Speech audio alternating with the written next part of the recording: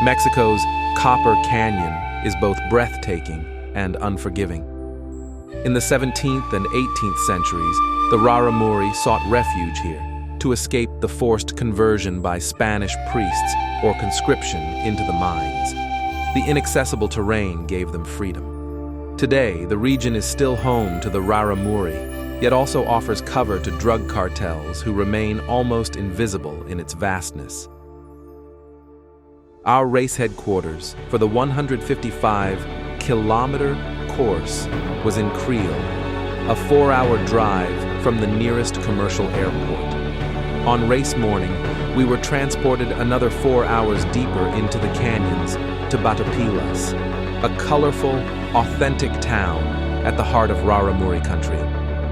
After lunch and a short glimpse into the culture of this 1,000-person community, we were finally started at 5 p.m. The wait before the start created a special bond among the runners. From semi-pros chasing a world championship ticket to recreational runners, including Ryan, who's still taking his post-chemo pills, simply hoping to reach the finish before the cutoff. Nearly everyone had been inspired by Christopher McDougall's Born to Run, which immortalized the Raramuri as legendary runners and cast the cartels as the real danger. After reading that book, everybody dreams of experiencing the magic of the Copper Canyons firsthand. I covered the first 80 kilometers and 2,500 meters of climbing in 14 hours. Cautiously, I began to dream of finishing under 30 hours. That would be an absolute personal record. Still strong and optimistic, I set off into the second half of the race. Once again, a 2,500-meter climb awaited, this time on little-used goat trails rather than gravel roads. As the cool night gave way to the searing heat of day, 35 degrees Celsius, and not a whisper of wind. The only options was to carry extra kilos of water, slow my pace, and cool down whenever a lone tree appeared. The first 2,500-meter climb took 3 hours. This one stretched over 6. Dehydrated and nursing a growing headache, I finally reached the summit.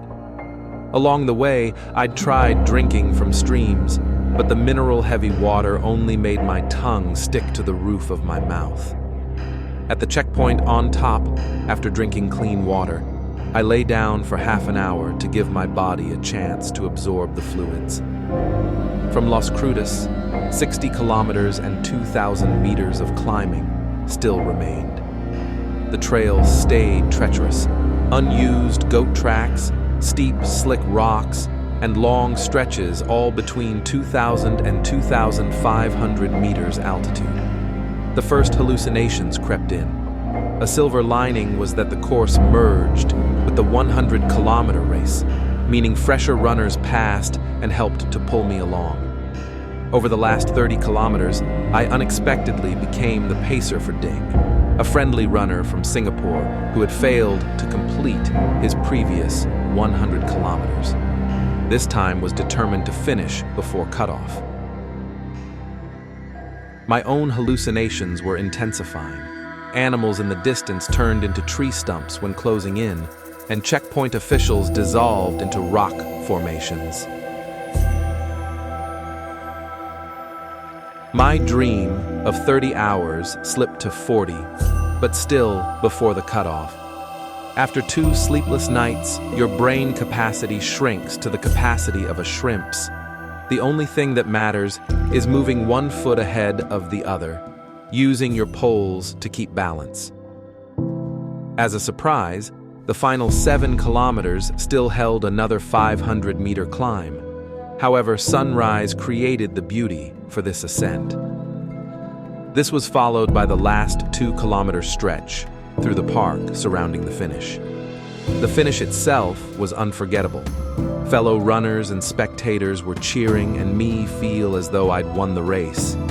With my shrimp-sized brain, I completely missed all the Spanish instructions about the post-race meal and rest area. After 38 hours on the move and 2 sleepless nights, I crossed the finish 4 hours before the cutoff. Ding made it through his 100 kilometers this time, just 10 minutes before the cutoff.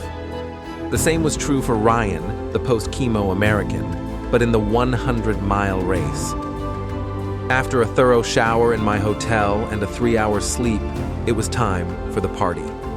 Together with Ding and my fraternity friend Robert Van de Weg, who came over from Mexico City, we had many pizzas and a few beers. The winner finished in 21 hours. My guiding principle is always to stay injury-free and finish in less than twice the winner's time. I managed that again. With a 60% finisher rate, this ranks among the toughest 100-milers I've ever done in a region both stunning and merciless. I felt like a winner and was the winner and only participant in my age group.